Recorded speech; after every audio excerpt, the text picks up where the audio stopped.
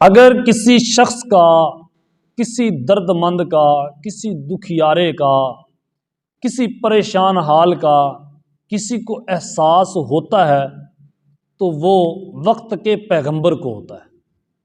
اس کے دکھ کو اگر کوئی دل سے سمجھتا ہے تو وہ وقت کا پیغمبر سمجھتا ہے۔ اسی لیے کہ وقت کا پیغمبر جب بھی آتا ہے تو وہ اپنی ذات کے لیے نہیں آتا، وہ قوم کے لیے آتا ہے۔ اسی لیے تو نبی کریم صلی اللہ علیہ وسلم نے ارشاد فرمایا کہ میں لوگوں تمہارے لیے بشیر اور نذیر بن کر آیا ہوں، میں سراجم منیرہ بن کر آیا ہوں، میں تمہیں روشنی دینے کے لیے آیا ہوں، میں اندھیروں کے آگے آگے چراغ لے کر آیا ہوں تاکہ ان کو رستے پہ چراغ کو رکھ کر ان کے لیے روشنی کا اہتمام کروں کہ وہ صحیح سلامت اپنی منزل تک پہنچ جائے۔ میں ان کو جنت کے رستے پہ چلانے کے لیے آیا ہوں۔ پیغمبر جو بھی آتا ہے وہ قوم کا احساس کرتا ہے۔ ہم میں احساس کیوں ختم ہوا؟ حالانکہ اللہ تعالیٰ نے ہمیں ارشاد فرمایا خیر امت اخرجت للناس، ہم نے اس امت کو، یہ نبی کریم صلی اللہ علیہ وسلم کی امت کو یعنی مسلمانوں کو، اخرجت للناس خیر امت، اس کو ہم نے بہتر بنایا ہے، یہ بھلائی والی امت ہے۔ کیوں اخرجت للناس؟ کہ یہ لوگوں کے لیے نکالی گئی۔ وہ جو پیغمبروں کے کام تھے اللہ نے وہ پیغمبروں والے کام اس امت کے ذمہ لگائے ہیں، کیونکہ اب آخری نبی تو حضرت محمد صلی اللہ علیہ وسلم ہے، ان کے بعد تو کوئی پیغمبر نہیں آئے گا، کوئی نبی نہیں آئے گا، تو نبیوں والا کام تو کرنا ہے نا۔ وہ کون کرے گا؟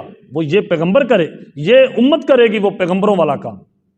اب نبی تو کوئی نہیں آ سکتا، لیکن ان کا پیغام تو لے کے آگے جانا ہے۔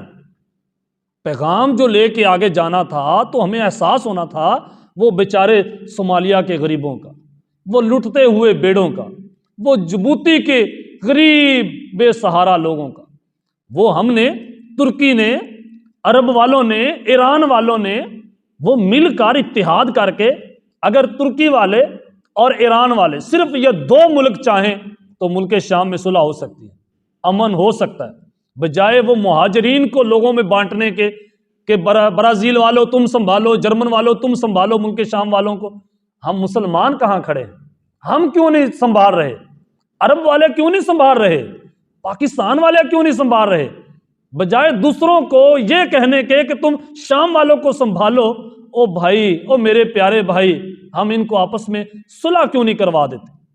ایک ہی تو قرآن کے ماننے والے ہیں، ایک ہی تو نبی کریم صلی اللہ علیہ وسلم کا کلمہ پڑھنے والے ہیں، ایک ہی تو خدا کی عبادت کرنے والے ہیں تو سبھی مسجدوں میں نمازیں پڑھنے والے نا، صلح کیوں نہیں کروا سکتے؟ کیا کوئی ہماری اپنی غرض تو اس میں نہیں ہے؟ اگر ہے تو یاد رکھنا، نہ اس دنیا میں تمہیں کوئی مقام ملنے والا ہے، نہ آخرت میں کوئی مقام ملنے والا ہے۔ ہم اپنی عبادت کے جتنے مرضی کوئی چرچے کر لیں، دنیا میں کوئی چرچے تو کر سکتے ہیں، لیکن آخرت میں اس کا اجر تو نہیں نہ ملنے والا، کیونکہ نبی کریم صلی اللہ علیہ وسلم نے فرمایا جس نے شہرت کا لباس بھی پہنا اللہ تعالیٰ اسے کل قیامت کے روز ذلت کا لباس پہنائے گا۔ ہمیں تو سادگی کا درس دیا گیا، کیوں؟ اس لیے کہ ہم تو لوگوں کی بھلائی کے لیے نکالے گئے ہیں۔ اور آج کیا ہوا؟ آج ایک بھائی کو دوسرے بھائی کا احساس ختم ہو گیا، آج اپنے رشتہ داروں کا احساس ختم ہو گیا، آج ایک ملک والوں کو دوسرے مسلم ملک کا احساس ختم ہو گیا۔ وہ بیچارے مالی والے کیسے حالات سے گزر رہے ہیں، کیا حالات ہیں، سنیگال والوں کے کیا حالات ہیں، وہ افریقہ کے غریب ممالک، ہمارے اس بر اعظم ایشیا کے اندر کتنے غریب ممالک ہیں، ہم نے ان کے بارے میں کبھی میٹنگ کی ہے؟ کبھی بیٹھے ہیں؟ اپنی ہی غرض لے کے بیٹھے ہیں؟ کس اسلام کی ہم بات کرتے ہیں؟ وہ اسلام جس میں ہر شخص بے سہارا ہے۔ میرے نبی کریم صلی اللہ علیہ وسلم تو بیٹھ کر ساری رات رویا کرتے، وہ ساری رات اپنی امت کے لیے دعائیں کیا کرتے۔ آج ہم نے امت کو بے سہارا کر دیا۔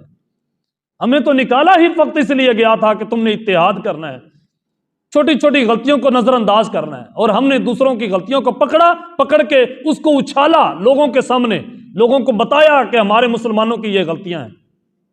ہم کیسے لوگ ہیں؟ احساس کیوں ختم ہوتا ہے؟ ہم تھے لوگوں کو آگے لانے والے، خود پیچھے تھے. کامیاب لوگوں کے پیچھے کامیاب لوگوں کا ہاتھ ہوتا ہے.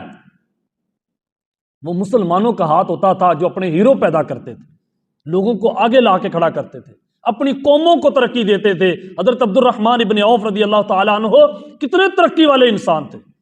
آخرت میں بھی مقام ملا, جنتیوں کے سردار بنے, وہ جنت کے وارث بنے, جنتی بنے, اور دنیا میں بھی مقام ملا کہ وہ کتنے امیر ترین شخص تھے.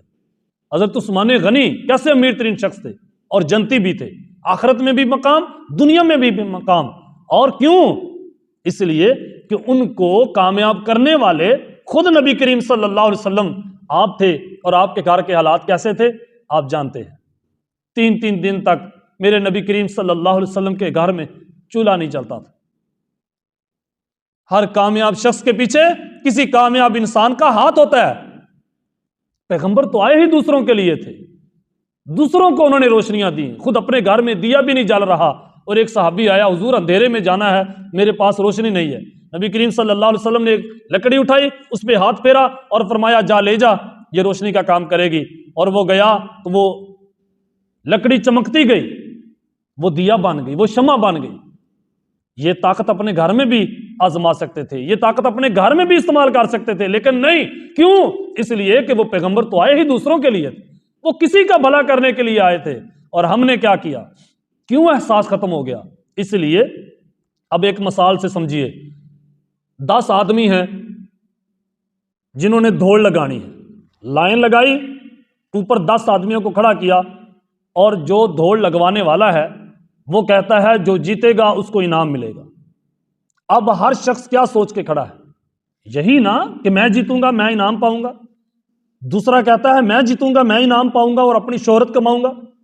ہر شخص کے ذہن میں یہ ہے کہ میں آگے نکلوں گا. اور ہوتا کیا ہے؟